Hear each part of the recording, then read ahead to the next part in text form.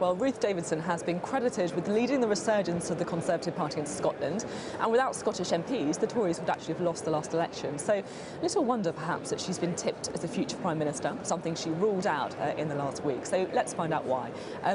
Welcome. Thanks very much for being with us. Thank you. As we start, we was talking to the party chairman, Brandon Lewis, before earlier on in the programme about this security breach. Yeah. It could be quite serious, couldn't it? I mean, in a time when our political discourse is so toxic. I mean, have you received any calls from any pranksters? Well, no, but then I didn't put my mobile number in the app. But to be honest, yeah, I think there was an issue there. It's been resolved. It got resolved very quickly. But people don't have to have your mobile number to be toxic to you. You can see that through social media every day. So, yes, of course, the party is going through all of the appropriate inspections and remedies that are there. It is embarrassing. There's no getting away from that. But it was identified early. It was fixed quickly. And then we move on. Well, let's move on. Brexit, of course, is the big issue going into the Conservative Party conference. You campaign very strongly for Remain in that referendum. Now, the only credible proposal on the table, we're told, is the Chequers arrangement, something that Boris Johnson's described as deranged, something that the EU have said will not work. If it was a choice between no deal and a second referendum, would you support a second referendum? Well, first of all, I think I need to address the premise of your question, because yes, there are areas of impasse between the EU and the United Kingdom government position, but we know that we're working on that, and after the Salzburg sort of blow-up, which slightly cleared the air actually, we know that officials are working very closely together from the UK and the Irish side with proposals on the Irish backstop, and also between the UK and the EU side to look at the impasse of the economic agreement. So I think there's still a basis there for a deal to be done, and I would always prefer there to be a deal than no deal. But when it comes to rerunning referendums, I would be an enormous hypocrite if I said just because there was one that I had lost as a Remainer, we should immediately rerun it, when I spent 4 years in Scotland saying Nicola Sturgeon shouldn't get another one on independence because that's one that I won. So I'm not actually in agreement that we need to have another referendum. Would you prefer to see no deal then?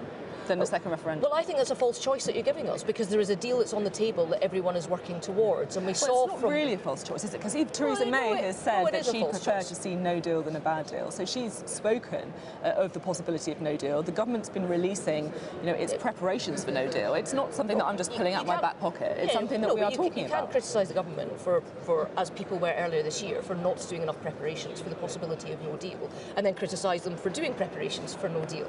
And as you say, the Prime Minister's choice is between a deal or no deal, not between some form of deal or another referendum. That's not what's on the table. What's on the table is a credible set of proposals. We're a long way towards getting agreement. There are two areas of impasse, and I think it behoves the government and the EU to try and make sure we deliver for the people of all of our respective countries, and that means trying to resolve these areas of impasse. We've got a very tight time schedule before the next EU summit in October, but I think there's a deal there to be done, and I support the Prime Minister in getting it, and I think part of what the party should be doing is giving her the space to get in and get the job done. And I think perhaps some of the noises off perhaps need to calm down. Calling the deal deranged, that's probably not something that you'd support. I mean, I don't particularly use language like that when I'm discussing areas of, geopolitics, and I don't think that it is wise so to do. But what I think is strange about some of the attacks that are in the newspapers today is this is someone who was praising what the Prime Minister brought home in terms of moving on to the next stage last December. Someone who was in, one of the great offices of state, who was sitting around the cabinet table, who now says that he was in some way deceived. Now, I don't sit around the cabinet table. I'm not in government. I do attend political cabinet, but I knew what was being said in December. I'm not quite sure how the former Foreign Secretary didn't. So is he a hypocrite then?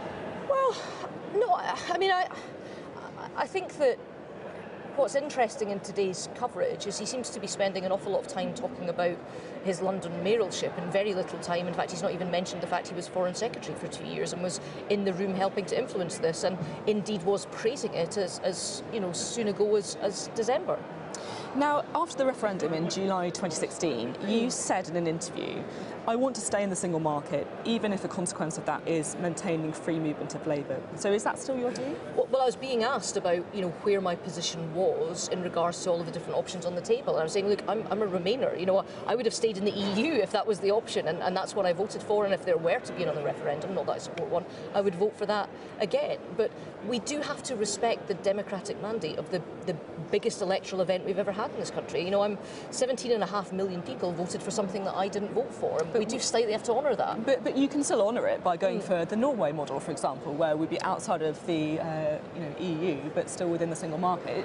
You would prefer that, really, wouldn't you? Well, I think the issue that we have with that is what was it that people were voting for when they voted to leave? But we can never know that, can we? Well, I took part in a huge number of debates up and down the country, some of them televised, some of them, in town halls and all the rest of it, and was continually being challenged by those on the other side about this idea that in some way voting leave would get in the way of trade. And one of the main proponents' arguments on the other side was that we would be able to sign free trade deals with other countries. Now, if we stay in a customs union, that's not something that we're therefore able to do. It also means that any trade deals that the EU strikes would apply to us, and we wouldn't be able to be part of deciding what's in them. So I do think one of the issues with the referendum was that it was quite a short campaign, and we didn't explore all of these options before the vote. But I mean, I think I would find it quite hard to argue that that wasn't something that was laid out by the other side.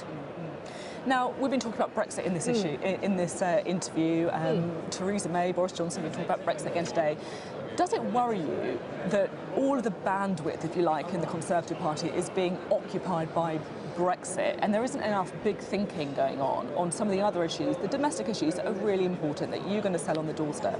Well, I think that one of the things that we're trying to do in this conference is to talk about practically delivering for people, and that's why you see the announcements that have been brought out have been about building more homes, helping young people get on the housing ladder. Have you done enough of that, do you think? Well, I think the timing of this is, we are 4 or 5 weeks before the EU summit. Brexit is always going to dominate, and indeed your questions to me so far have all been about that, because it's the big issue of the day.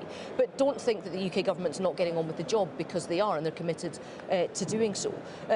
But I do think we also have to prepare ourselves for a post-Brexit sort of national narrative. What is the UK in the world? And people are asking these questions, and I would like to think that I'm going to be one of the people that can help contribute to that debate, and to show that we are a country that shoulders our burden in the world, that we're one of the people that make sure that the global rules apply, and that we help others through our soft power. We've just returned for the first time in a number of years to being the highest and most influential soft power country in the world, and that's why I think you see the government looking at things like the Festival of Britain and all of these other areas.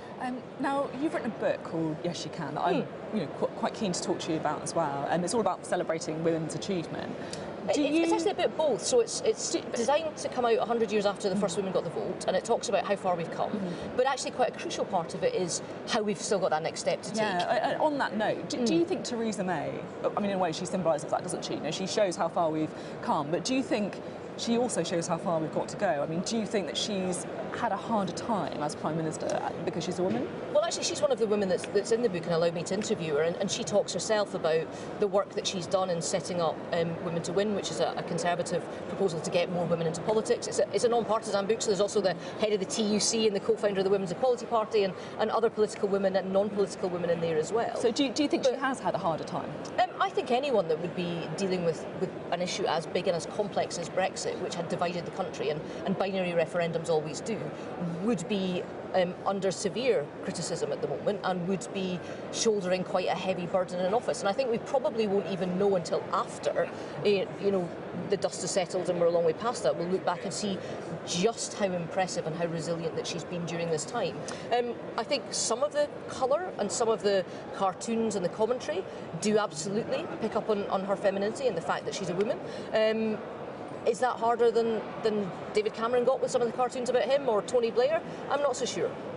And now, it's a very personal book, isn't it? You talk about your own experiences with depression, which actually I found it quite difficult to read. That part, you talk about trying to punish yourself, punching walls, cutting your stomach, cutting your arms. I mean, how difficult was that period of your life, and also why did you decide to write about it in that way? Yeah, well, it's I mean, it happened quite a long time ago. So I was first diagnosed with clinical depression at 18 when I was at university, and I think looking back on that period now, so that's over 20 years ago, we didn't really talk about it very much there, and I didn't have much information. I didn't have anyone in the public eye. I really thought that it was a full stop to all of my dreams and ambitions that every 18-year-old has.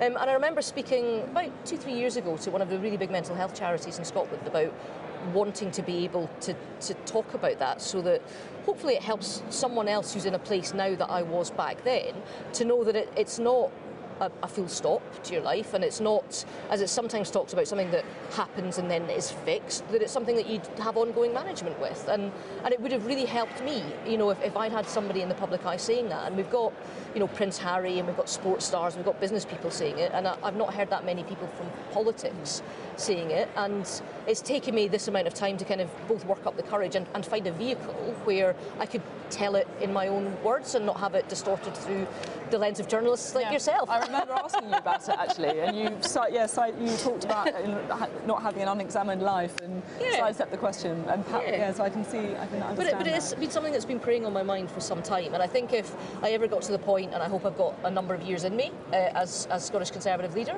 if I ever got to the point where I left office and I'd never spoken about it, I think I would feel as if I'd done something wrong or done a disservice, or maybe just not been brave enough, or not done enough, In the book as well, you talk about that famous New Statesman article where they talked about women with children and why so few women with children had reached the top in politics. And you write that you're still in the grey area, being pregnant but not having given birth. Still in the grey area. And saying that you have no idea how changing family responsibilities will affect the way I do my job. And so no idea. Are you worried about that? Do you think that having a child might impact your career? Well, to be honest, I'm 4 weeks to go until my due date, so I think rather than worrying about how the child will affect the job, I'm worried about how the job will affect the child, because in terms of priorities at the moment, making sure this one comes into the world in a with 10 fingers, 10 toes is kind of at the top of the list. But is that partly why you ruled out running for the top job as well, then? Well, no, I've been saying that for about 3-4 years, since David Cameron very kindly tipped me as a potential successor, and it's been hanging around my neck ever since then. I know what my job is, and it's in Scotland, and I know what I want to do, and I want to be the first Conservative First Minister of Scotland. And I want to do that, in my hometown of Edinburgh, where I've got not just the job that I want, and I'm ambitious for the country, but I've also got all of the other things that matter in life. My loved ones, my family, my friends, my child, hopefully, are around me.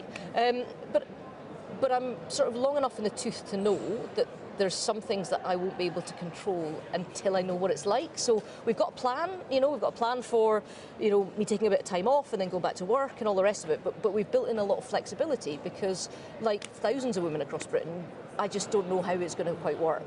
And before you go, I need to ask you, as somebody who played such a leading role in the debates during the referendum, do you support Sky's campaign to see an independent commission for leaders' debates? Well, in Scotland, we have multiple debates for every election. I've fought 6 elections and 2 referenda in 7 years, so we have them all of the time. So I certainly am well up for any sort of fight. But in terms of having to create a quangle to decide something that's going to happen 3.5 years from now, I think in terms of the pressing questions in the UK, it's a little bit further down the list. But you're pro-debates? Well, certainly in Scotland I do them quite often, and I've never shied away from a fight in my life. OK.